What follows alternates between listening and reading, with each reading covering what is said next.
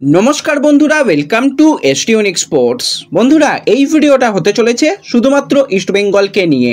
সামনের দিকে কিন্তু ইস্টবেঙ্গলের জন্য বেশ কিছু বড় চমক আসতে চলেছে, তার কিন্তু কিছু আপডেট তোমাদের সঙ্গে শেয়ার করে নেব। বিদেশি প্লেয়ারকে নিয়েও কিন্তু আপডেট দিয়ে দেবো আমরা এই ভিডিওতে। তার আগে একটাই রিকোয়েস্ট, চ্যানেলে যারা প্রথমবারের জন্য এসেছো মনে করে চ্যানেলটাকে সাবস্ক্রাইব করে নিও, তাহলে তোমাদের প্রিয় দলের খেলার সমস্ত আপডেট তোমরা এখানে পেয়ে যাবে। তো প্রথমেই আমরা যে বিষয়টাকে নিয়ে কথা বলবো, ইস্টবেঙ্গলের দল গঠন।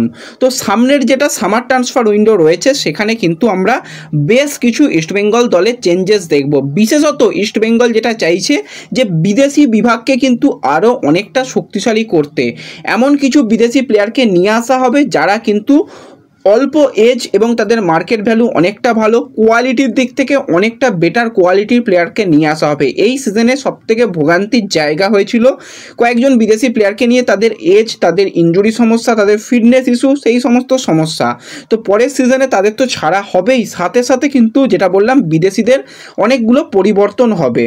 তো আজকে কিন্তু একটা বড় মিটিং হচ্ছে, সেই মিটিংয়ের জন্য কিন্তু কলকাতায় রীতিমতন উপস্থিত রয়েছে থাংবয় সিংটো। সে কিন্তু ইমামি হাউসে আজকে রয়েছে এবং সেখানে কিন্তু আজকে একটা বড় মিটিং হচ্ছে এবং সেই মিটিংয়ে কিন্তু অস্কার ব্রুজন সেও কিন্তু যোগদান করবে। সেটা কিন্তু অবশ্যই মানে অনলাইনে যেটা হয় সেই মিটিং, সেখানে যোগদান করবে, কিন্তু সেখানে রয়েছে থাংবয় সিংটো এবং অনেক কিছু সামনের দিকে পরিকল্পনা আসবে। ক্লাব তরফ থেকে যেরকমটা আগে করা হতো যে ক্লাব কিছু তাদের পছন্দের প্লেয়ারকে চাইতো, ম্যানেজমেন্ট কিছু পছন্দের প্লেয়ারকে চাইতো, এবার সেগুলো না করে পুরোপুরি একটা প্রপার প্ল্যানিংয়ে যাওয়া হবে যে এই প্ল্যানিংয়ে গেলে আমাদের এই বিদেশি প্লেয়ারকে প্রয়োজন এবং তাদেরকে যে কোনোভাবে নিয়ে আসা।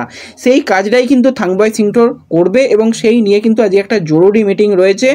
আশা করছি আজকে রাতের মধ্যে যদি কোনো আপডেট আসে তোমাদের জানিয়ে দেবো, কিন্তু আজকে আপডেটটা জানানো আমার পক্ষে অনেকটা চাপের, কারণ পাড়াতেই পূজা রয়েছে, সেখানে অনেকটা সময় থাকতে হবে। তো সেক্ষেত্রে হয়তো আজকে আপডেট যদি এসেও যায় সেটা আমরা টেলিগ্রাম চ্যানেলে দিয়ে দেবো। তাই যারা এখনও টেলিগ্রামে জয়েন হওনি, ভিডিও ডিসক্রিপশন বক্সে টেলিগ্রাম চ্যানেলের লিঙ্ক রয়েছে, সেখানে তোমরা টেলিগ্রামে জয়েন হয়ে যাও, সমস্ত লেটেস্ট আপডেট পেয়ে যাবে।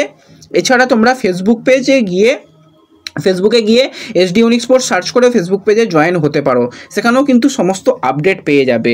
তো অনেক কিছু কিন্তু সামনের দিকে পরিবর্তন আসতে চলেছে। ইন্ডিয়ান প্লেয়ারদের মধ্যেও আমরা এমন কিছু প্লেয়ারকে দেখব যারা রীতিমতন এখনও আরও একটা সিজন কন্ট্রাক্ট বা দুটো সিজন কন্ট্রাক্ট রয়েছে, তাদের হয়তো ছাড়া হতে পারে, সেরকম দেখব। নতুন বেশ কিছু ইন্ডিয়ান সাইনিং এবং বিদেশি জায়গাটাতে তো অনেকগুলো পরিবর্তন আসতে চলেছে। খুব সম্ভবত এই বছরে যারা বিদেশি রয়েছে তাদের থেকে কিন্তু 4 থেকে 5 জন বিদেশি কিন্তু চেঞ্জেস হতে চলেছে সামনের সিজনে, সেই নিয়েই কিন্তু মূলত আজকে মিটিং রয়েছে। তো কতটা কি হয় আশা করছি ভালো হবে এবং অনেক কিছু সামনের দিকে আরও কিছু স্পন্সর আনার চেষ্টা হচ্ছে, সেগুলো এসে গেলেও কিন্তু অনেকটাই ভালো হবে। এবং প্রথম যেটা ব্যাপার সেটা হচ্ছে ক্লেটন সিলভারকে নিয়ে আজকে তো আলোচনা হবেই। ক্লেটন সিলভা তো থাকছে না, কিন্তু ক্লেটন সিলভাকে অন্য কোনো ভূমিকাতেও যদি আমরা পরের সিজনে ইস্টবেঙ্গলে দেখি সেটা অবাক হব না, সেই নিয়েও কিন্তু একটা আজকে মিটিং হওয়ার কথা রয়েছে। আজকে অনেকগুলো ব্যাপার রয়েছে। ক্লেটনের এই সিজনে যদি আমরা পারফরমেন্স নিয়ে কথা বলি, অতীব খারাপ, কিন্তু ক্লেটন তার আগে পর্যন্ত ইস্টবেঙ্গলকে যা দিয়েছে অনেক ভালো পারফরমেন্স দিয়েছে। ক্লেটন কিন্তু আইএসএলে বলো খুব ভালো পারফরমেন্স ইস্টবেঙ্গলের জন্য, ইস্টবেঙ্গল সুপার কাপ চ্যাম্পিয়ন হয়েছিল। এই সিজনটা জঘন্য গেছে, 25 ম্যাচে মাত্র 2 অ্যাসিস্ট। তো ক্লেটনের কাছ থেকে এরকম পারফরমেন্স আশা করা যায় না, তো তাকে নিয়েও কিছু ডিফারেন্ট পরিকল্পনা রয়েছে, এটুকু বললাম। এবার ক্লেটনের তো পরিবর্তন আসবেই, সেই জায়গায় অস্কার প্রথম যেটা পছন্দের প্লেয়ার এর আগেই চেয়েছিল ম্যানেজমেন্টের কাছে, কিন্তু সেই সময় কোনোভাবে আনা সম্ভব হয়নি, সেটা হচ্ছে রবসন রবিনো।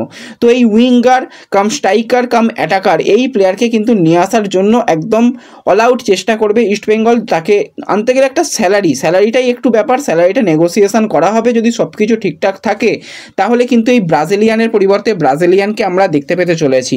এই জায়গায় অবশ্যই তুরুপের তাস হতে পারে কিন্তু এই রবসন রবিনো। কারণ কি, তোমরা সকলেই দেখেছিলে যে রবসনের পারফরমেন্স কি ছিল বসুন্ধরার জার্সি গায়ে।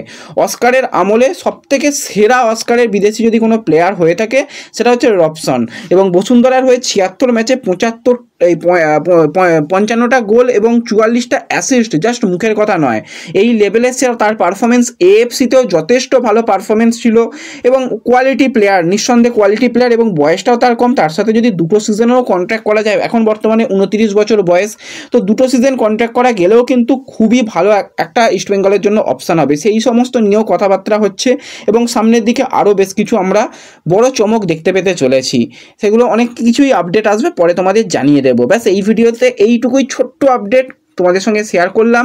ভিডিও লাইক করে দাও, চ্যানেলে প্রথমবারের জন্য এলে চ্যানেল সাবস্ক্রাইব করে নাও এবং ভিডিও একটু সকলের সঙ্গে শেয়ার করে দিও। দেখা হবে পরবর্তী ভিডিওতে। ধন্যবাদ।